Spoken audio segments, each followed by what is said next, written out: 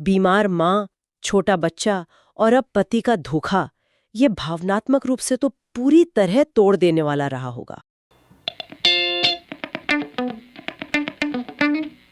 आज हम एक खास अनुभव कथा के गहराइयों में उतर रहे हैं। इसका शीर्षक है संघर्ष, लचीलेपन और विजय की एक गाथा। ये सिर्फ एक कहानी नहीं है, बल्कि किसी के जीवन के उतार चढ़ाव, हिम्मत और हाँ, आखिरकार जीत हासिल करने का एक दस्तावेज है। हमारा मकसद सिर्फ हकीकतों को दोहराना नहीं है, बल्कि इस स्रोत से वो मुख्य बातें और सबक निकालना है जो शायद हमें जीवन को देखने का एक नया नजरिया दे सकें। और कहानी की शुरुआत ही सीधे जीवन के कठोर सच्चाइयों से होती है। सिर्फ 5 साल की उम्र में पिता का इन्हें और इनकी माँ को छोड़कर चले जाना, यहीं से इस असाधारण सफर की परतें खुलना शुरू होती हैं। चलिए इस वृतांत को करीब से देखते हैं। बिल्कुल, इस कहानी का जो शुरुआती बिंदु है वो ही बहुत महत्वपूर्ण है। ये सिर्फ एक दुखद घटना नहीं है, ये दिखाता है कि कैसे जीवन की नींव ही अस्थिरता पर रखी गई है। कम उम्र में परिवार का टूटना, ये अनुभव व्यक्ति के मन पर गहरा निशान छोड़ता है, जैसा कि इस वृत्तांत में आगे झलकता भी है। और फिर जैसा आपने कहा, शिक्षा के लिए माँ से भी दूर जाना पड़ा। ये शुरुआती अलगाव और अस्थिरता शायद अनजाने में ही आने वाले बड़े संघर्षों के लिए एक तरह की, कह सकते हैं, भावनात्मक सहन शक्ति बनाने की शुरुआत थी। हाँ, और पिता के जाने के फौरन बाद जो हुआ वो भी कम कठिन नहीं था। सूत्र बताते हैं कि गांव में स्कूल नहीं था, तो अपनी माँ से अलग होना पड़ा।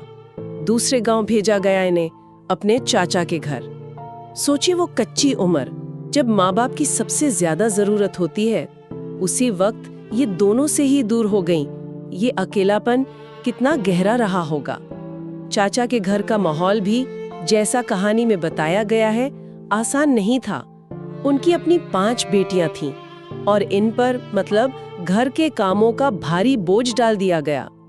ये सिर्फ ऐसा नहीं कि काम करना पड़ रहा था, इसका सीधा असर भविष्य पर पड़ रहा था। घर के कामों में उलझे रहने का नतीजा ये हुआ कि पढ़ाई पीछे छूटती गई, कमजोर होती गई, शिक्षा तो बस नाम की रह गई। बिल्कुल, यहाँ ये वृत्तांत एक अहम मुद्दे को दिखाता है, कैसे बाहरी परिस्थितियां और सामाजिक ढांचा वो व्यक्तिगत संभावनाओं को सीमित कर सकता है। गांव में स्कूल ना होना, ये एक बनावटी बाधा थी। और फिर चाचा के घर पर लड़की होने के नाते घर के कामों की उम्मीद, इसने तो शिक्षा का रास्ता लगभग बंद ही कर दिया। ये दिखाता है कि टैलेंट होते हुए भी सही माहौल और अवसर न मिलने पर क्या हो सकता है। ये सिर्फ एक व्यक्ति का संघर्ष नहीं है, ये उन अनगिनत लड़कियों की कहानी का आईना है, जिन्हें ऐसी ही मुश्किलों का सामना करना पड़ता है। इस स्रोत में ये बहुत साफ दिखता है। और मुश्किलें तब और बढ़ गईं जब ये 10वीं कक्षा में पहुंची। कहानी के अनुसार स्कूल में 12वीं कक्षा के एक लड़के ने इन्हें परेशान करना शुरू कर दिया। ये किसी भी किशोरी के लिए एक भयानक अनुभव होता है, लेकिन जब ये बात इन्होंने अपने चाचा चाची को बताई तो जो हुआ वो चौंकाने वाला है। मदद करने के बजाय उन्होंने उसी लड़के से इनकी शादी करवा दी। कहानी में जिस तरह से ये बात रखी गई है, लगता है शायद इसे समस्या का सबसे आसान हल समझा गया, घर का एक बोझ कम करने का तरीका। हाँ, ये उस समय की सामाजिक सोच और दबाव को भी दिखाता है। ये घटना दिखाती है कि कैसे सुरक्षा देने वालों ने ही इन्हें एक और मुश्किल स्थिति में धकेल दिया। हालांकि कहानी में कह सकते हैं विरोधाभास भी है। पति शुरू में प्यार करने वाला मिला, ये एक छोटी सी राहत की बात थी शायद, जिसने उस मुश्किल शादी को थोड़ा सहने लायक बनाया हो। लेकिन ये स्थिरता भी ज्यादा टिकी नहीं। कुछ ही साल बाद माँ को लकवा मार गया। कहानी में जिक्र है कि एक जेनेटिक बीमारी थी, परिवार में पहले भी थी, पैर काम करना बंद कर देते थे। अब माँ की पूरी देखभाल की जिम्मेदारी इन्हीं पर आ गई। ये सिर्फ भावनात्मक बोझ नहीं था, बल्कि शारीरिक और समय मांगने वाला काम था। सही कहा, ये जिम्मेदारियों के एक ऐसे चक्र की शुरुआत थी जो बस बढ़ता ही गया। एक तरफ शादीशुदा जीवन, पति की उम्मीदें, दूसरी तरफ बीमार माँ की सेवा। ये एक क्लासिक दुविधा है जिसका सामना बहुत सी महिलाओं को करना पड़ता है, पर यहाँ ये बहुत कम उम्र में और कठिन परिस्थितियों के बीच आया। बिल्कुल, और ये व्यक्तिगत आकांक्षाओं और पारिवारिक कर्तव्यों के बीच का तनाव दिखाता है, जो इस कहानी का एक मुख्य सूत्र है। इसी बीच कहानी में एक खुशी का पल भी आता है, बेटे का जन्म। अक्सर ऐसे पल नई उम्मीद लेकर आते हैं ना, परिवार पूरा होने का एहसास। शायद लगा होगा कि अब जीवन पटरी पर आ जाएगा। हाँ, ऐसा लगा तो होगा, पर यह खुशी भी जैसा कहानी बताती है ज्यादा दिन नहीं टिकी। जब बेटा केवल 1 साल का था तब इन्हें पता चला कि पति का किसी और महिला के साथ संबंध है। कहानी के अनुसार पति पेशे से ड्राइवर थे और उनकी एक ग्राहक थी जो खुद तलाकशुदा थी, उनके साथ रिश्ता बन गया। ये सिर्फ बेवफाई नहीं थी, ये उस भरोसे का टूटना था जिसकी शायद उस वक्त इन्हें सबसे ज्यादा जरूरत थी। बीमार माँ, छोटा बच्चा और अब पति का धोखा, ये भावनात्मक रूप से तो पूरी तरह तोड़ देने वाला रहा होगा। ये विश्वासघात का आघात बहुत गहरा होता है, खासकर ऐसी परिस्थितियों में। जरा सोचिए, वो पहले से ही दोहरी जिम्मेदारी निभा रही थीं, बीमार माँ और छोटा बच्चा। ऐसे में पति, जो उनका सबसे बड़ा भावनात्मक सहारा होना चाहिए था, उसी ने धोखा दिया। ये घटना न केवल भावनात्मक सहारे के खत्म होने को दर्शाती है, बल्कि ये भी बताती है कि कैसे एक के बाद एक आने वाली मुसीबतें इंसान की सहन शक्ति की परीक्षा लेती हैं। इस कहानी में ये मोड़ शायद सबसे कठिन में से एक था। इसने अकेलेपन के एहसास को और गहरा कर दिया होगा।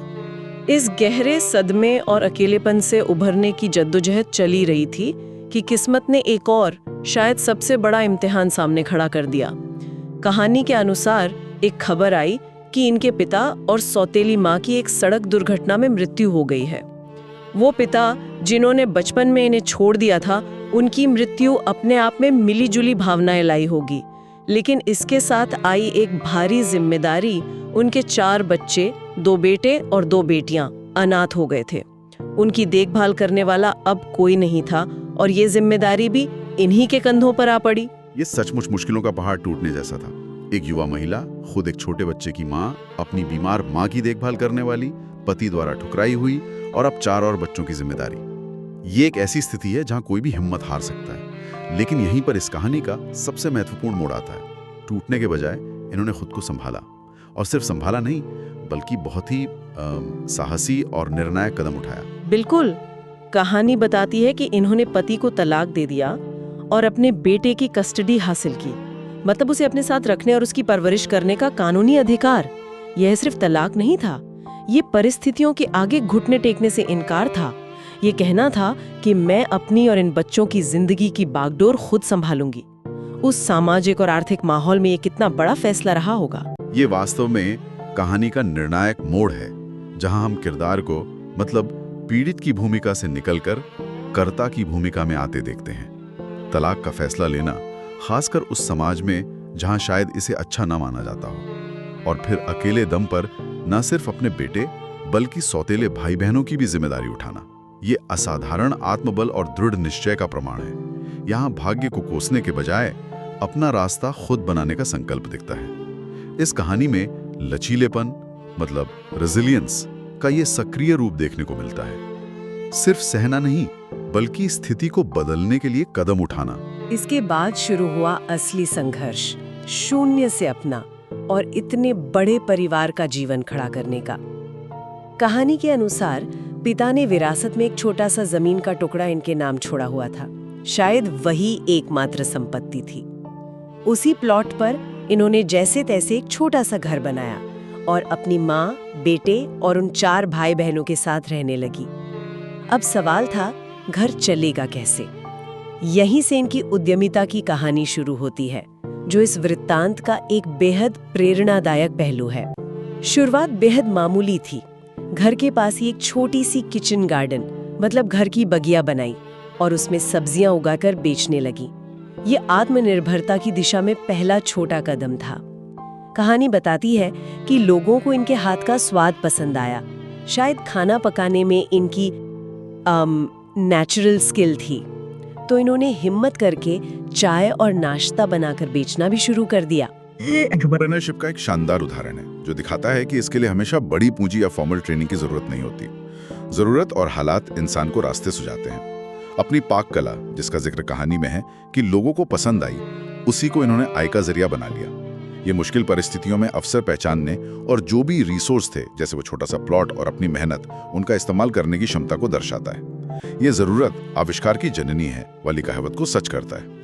उन्होंने इंतजार नहीं किया बल्कि शुरुआत की, चाहे कितनी भी छोटी क्यों ना हो। और कहते ना, सच्ची लगन और मेहनत अपना रंग दिखाती है। कहानी के अनुसार धीरे धीरे इनका काम चलने लगा। चाय नाश्ते की छोटी सी दुकान लोकप्रिय होने लगी। लेकिन इससे भी महत्वपूर्ण बात ये थी कि इन्होंने कमाई का इस्तेमाल सिर्फ घर चलाने में नहीं किया, बल्कि परिवार के भविष्य को सुरक्षित करने में किया। इन्होंने पक्का किया कि सभी भाई बहन और बेटा स्कूल जाएं, पढ़ाई करें, ये जानते हुए कि खुद उनकी पढ़ाई कैसे छूटी थी। इन्होंने अगली पीढ़ी को शिक्षा दिलाना अपनी प्राथमिकता बनाया। ये इनकी दूरदर्शिता दिखाता है। ये बहुत महत्वपूर्ण बिंदु है। सफलता सिर्फ आर्थिक नहीं होती। इतने संघर्षों के बाद भी उनका ध्यान सिर्फ वर्तमान की जरूरतों पर नहीं था, बल्कि भविष्य के निर्माण पर था। भाई बहनों और बेटे को पढ़ाना, ये उस चक्र को तोड़ने का प्रयास था जिसके तहत गरीबी और अशिक्षा एक पीढ़ी से दूसरी पीढ़ी तक चलती जाती है। व्यवसाय बढ़ाने के साथ साथ शिक्षा पर जोर देना, यह उनकी परिपक्व सोच और जिम्मेदारी के गहरे एहसास को दर्शाता है, जैसा कि इस कहानी में चित्रित किया गया है। और आज की स्थिति देखें, जैसा कहानी के अंत में बताया गया है, उस छोटी सी शुरुआत से आज इनके 2 अच्छे रेस्टोरेंट हैं। ये एक अविश्वसनीय उपलब्धि है। भाई बहन अपनी ग्रेजुएशन पूरी कर चुके हैं, यानी वो अब अपने पैरों पर खड़े होने के काबिल हैं। बेटा भी अब 5वीं कक्षा में है, अच्छी तरह पढ़ लिख रहा है। परिवार अब न केवल सुरक्षित है, बल्कि शिक्षित और स्थापित भी हो रहा है। माँ की बीमारी तो ठीक नहीं हो सकी, वो अभी भी चलने में असमर्थ है, लेकिन अब इनकी आर्थिक स्थिति इतनी मजबूत हो चुकी है कि ये उनकी देखभाल के लिए एक नर्स रख सकती है। ये न केवल इनकी आर्थिक सफलता का प्रतीक है, बल्कि उस माँ के प्रति अपने कर्तव्य को निभाने की क्षमता भी है, जिसकी सेवा ने कभी इनके संघर्ष को और बढ़ाया था। ये एक तरह से जीवन के चक्र का पूरा होना भी है। ये पूरी यात्रा शून्य से शिखर तक अटूट दृढ़ संकल्प, असाधारण लचीलेपन और कभी हार न मानने वाले जज्बे का प्रमाण है। कहानी में जिस तरह से एक के बाद एक व्यक्तिगत, भावनात्मक और आर्थिक तूफानों का वर्णन है, और फिर उनसे उभर कर न केवल अपने बिखरे हुए परिवार को संभालना, बल्कि एक सफल व्यवसाय खड़ा करना, ये वास्तव में मानवीय इच्छा शक्ति की अदम्य ताकत को दर्शाता है। ये सिर्फ प्रेरणादायक कहानी नहीं है, ये इस बात का अध्ययन है कि इंसान कठिनतम विपत्ति में भी कैसे अपने भाग्य को बदल सकता है। तो ये थी इस अनुभव कथा, संघर्ष, लचीलेपन और विजय की एक गाथा से निकाली गई कुछ गहरी बातें। हमने देखा बचपन का अकेलापन, छूटी हुई शिक्षा, जबरन शादी, पति का विश्वासघात, माँ की लाइलाज बीमारी और फिर अनाथ भाई बहनों की अचानक आ पड़ी जिम्मेदारी। मुश्किलों का अंतहीन सिलसिला सा लगता है, लेकिन इन सब के बीच हमने देखा हार न मानने का संकल्प, जिम्मेदारियों को उठाने का साहस, छोटे से शुरुआत करने की हिम्मत और कड़ी मेहनत से सफलता की सीढ़ियां चढ़ना। एक किचन वार्डन से 2 रेस्टोरेंट तक का सफर। इस पूरी कहानी में जो बात सबसे अलग और सीखने लायक है, वो है लचीलेपन का सक्रिय रूप। ये सिर्फ चुपचाप दुख सहते जाना नहीं था। हर बड़ी चुनौती के बाद एक सचेत निर्णय लिया गया, चाहे वो तलाक का फैसला हो, बच्चों की जिम्मेदारी लेना हो या फिर सब्जी बेचकर शुरुआत करना हो। ये दिखाता है कि लचीलापन सिर्फ परिस्थितियों को झेलना नहीं, बल्कि उन्हें बदलने के लिए कदम उठाना भी है।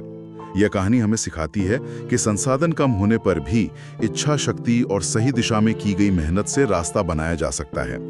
यह स्वनिर्भरता की एक शक्तिशाली मिसाल है। वाकई। और ये कहानी हमें ये सोचने पर भी मजबूर करती है कि जब जीवन हमें बार बार नीचे गिराता है, जब लगता है कि अब और सहने की हिम्मत नहीं बची, तब हमारे अंदर वो कौन सी चिंगारी होती है, वो कौन सी अदम्य शक्ति होती है जो हमें फिर से उठ खड़े होने और लड़ने की प्रेरणा देती है। शायद यही वो आंतरिक शक्ति है जिसे पहचानना और जगाना ही सच्ची जीत की कुंजी है, जैसा कि इस गाथा में हमने देखा।